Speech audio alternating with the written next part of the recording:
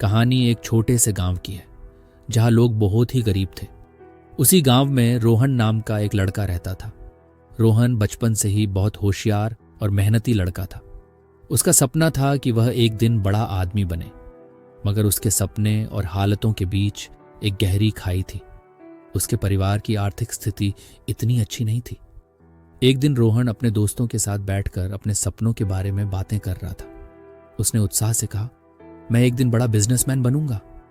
लेकिन दोस्तों ने उसका मजाक उड़ाते हुए कहा, अरे भाई, तुम तो सिर्फ एक गांव के लड़के हो, तुम्हें क्या पता बिजनेस क्या होता है। ये बातें सुनकर रोहन का दिल टूट गया, लेकिन उसने अपने दिल में ठान लिया, कोई बात नहीं, मैं कोशिश करूंगा और अपने सपने को सच करके दिखाऊंगा। रोहन ने छोटे छोटे काम करना शुरू कर दिए। कभी पानी बेचता, कभी दूध। वह जो भी कर सकता था करता रहा। हर दिन उसके लिए एक नई चुनौती होती थी। एक दिन उसने सोचा, अगर मैं अपनी खुद की एक छोटी दुकान खोल लूं तो कैसा रहेगा।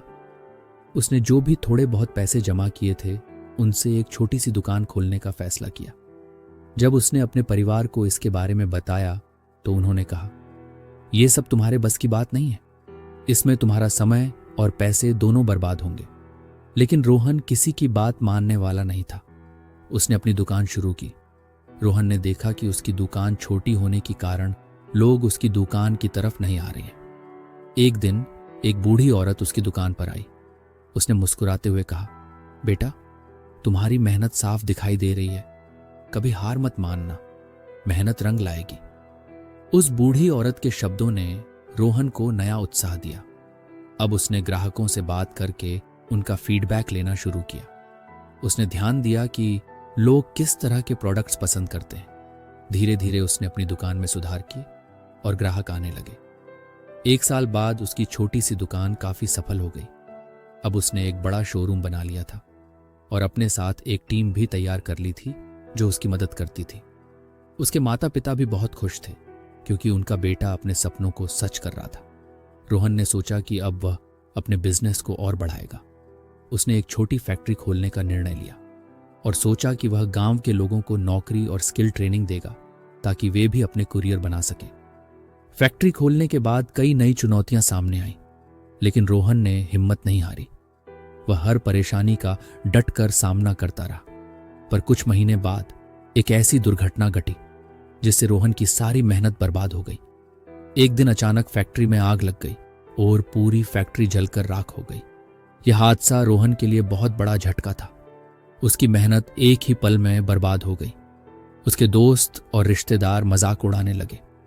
रोहन उदास होकर एक दिन नदी किनारे बैठा था और पत्थर पानी में फेंक रहा था।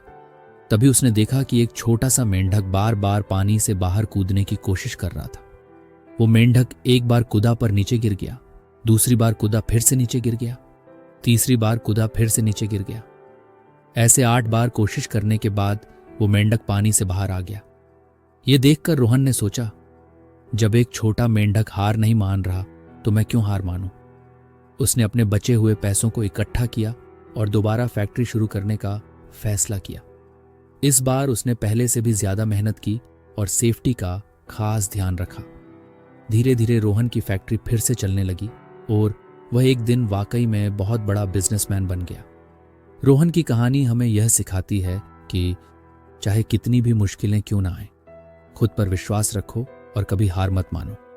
हर मुश्किलों का एक समाधान जरूर होता है, बस उसका सामना करने की हिम्मत चाहिए।